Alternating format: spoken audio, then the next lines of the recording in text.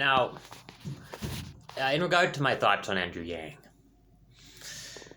yeah, I mean, he ran for president in 2020, and at the time, people in the online left thought he was a leftist. I mean, however, there were certain people who called him out. People, notably, the late Michael Brooks from the Majority Report. He always thought Yang was a fraud all along, and he turned out to be right. And when Yang went on the Jimmy Dore show, we found something out interesting about his stance on the minimum wage. This is when he was running for president. Let's take a look at this.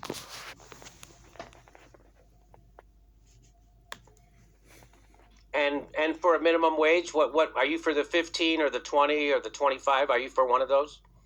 Well, I'm for 100% for the spirit that no American should be working full time and not be able to pay their bills. But the reality is that we move to a $15 minimum wage. There are many small businesses and industries like fast food that would probably end up getting rid of shifts and workers. Because if you have a fast food restaurant that's paying people $9.25 an hour, and then you say it's 15, then they're going to look around and be like, it's like robot burger flipper time, or it's like self-serve kiosk time, which might be okay.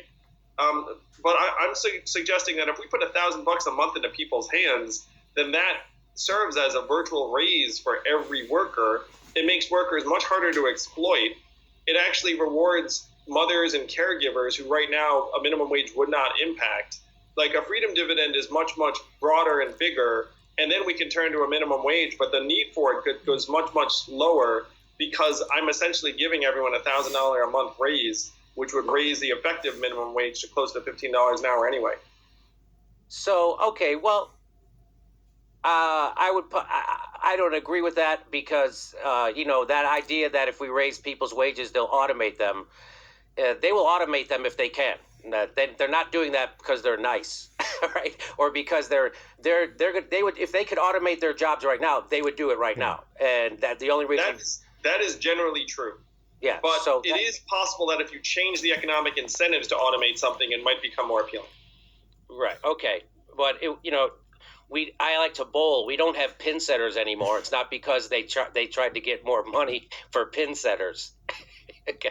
It is also true too, though, Jimmy, that like if you look at like some struggling mom and pop retailer around the country, like a lot of them are paying their workers like $9-10 an hour, and then if you say, hey, it's $15, like some of them might cut back shifts, or some of them might struggle. Like I've run a small private company, and a lot of these small businesses are really close to like the red at any moment in time, and something that seems like completely common sense to us, being like, hey, just pay people $15 an hour, actually would cause some of these businesses to say, you know what, I'm gonna have to cut a shift or cut a worker at the margins.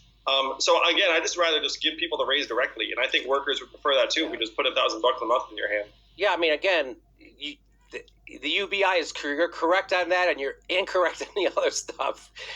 Businesses hire when there's a demand for their product. End of sentence. And if there's a demand for their product, they got to hire a worker. And nobody's going to go, boy, I have all these orders, but I can't pay that guy $15, so I'm not going to fill them. So that's illogical. That is a right-wing talking point. That is not how economics works. Businesses are not flourishing at that level. If they're just living hand to mouth and they don't have the orders, and they have a hard time even paying the people they have, if you elevate those costs, it might in some situations mean they cut shifts or cut workers. I mean, that is not economic theory. That is sound. That is right-wing talking points. But right, I have a small business. We have 6-7 employees at this place right here. And if I can't afford to pay someone a living wage, I should go out of business. Why should I be able to make a living wage, but the person who generates that income for me doesn't get to have a living wage? That's ridiculous. That is exactly the way I... Yeah, there you have it. Yeah, he said, I'm not for a $15 minimum wage, but I'm for the spirit of it, implying that the reason he supports UBI is because economic incentive, because there are economic incentives behind it. What he means by economic incentives is that big companies will make money with UBI, while so that they don't have to pay their workers that much. The thing about UBI, I mean, for Andrew Yang, UBI, it's just a way to keep he doesn't want to challenge the capitalist system.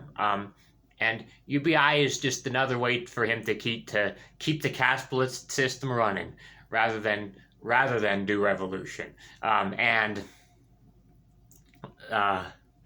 Like when you hear people who say they're CEO, who are CEOs, promoting UBI, the same people who don't want workers who are against the workers unionizing, promoting UBI. What does that say? It says that they're in favor of it because it doesn't threaten their power. And there are a lot of CEOs who will support UBI. Andrew Yang, now his failed presidential campaign and his failed run for New York mayor. Well, I mean, he's overdue. He's ought to have success at something somehow. He's now doing his own forward party, and I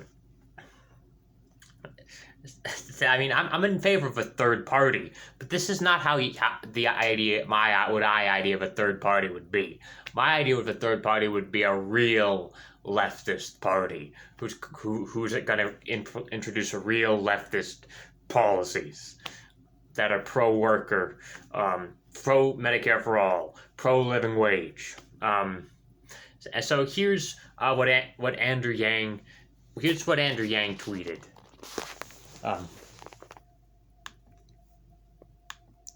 He tweets, "The problem is a system that disproportionately empowers those in the extreme because of closed party primaries and only having two political parties. In other words, you have the far left and the far right, and we could get more centrists if we had a third party." Yeah, right. And Jimmy Dore claps back and says, "No. It empowers the corporations and billionaires that control them. The actual left in America has zero political power. Our problems are caused by the corporate capture of both parties, not because socialists control the Democrats, but because Wall Street does. You know this is bullshit." Yeah, there you have it.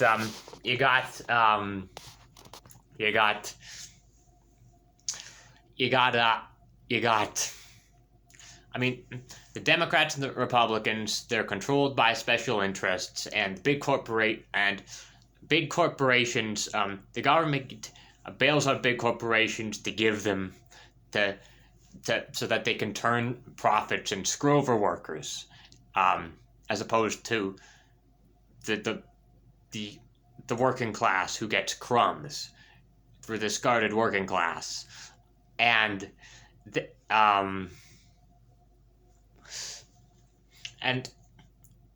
they give Wall Street bailouts, and I bet Andrew Yang would think that they should also give big crypto currencies bailouts, because he's a big crypto bro, like all those other capitalists on Silicon Valley. So Andrew Yang is a fraud. There you have it.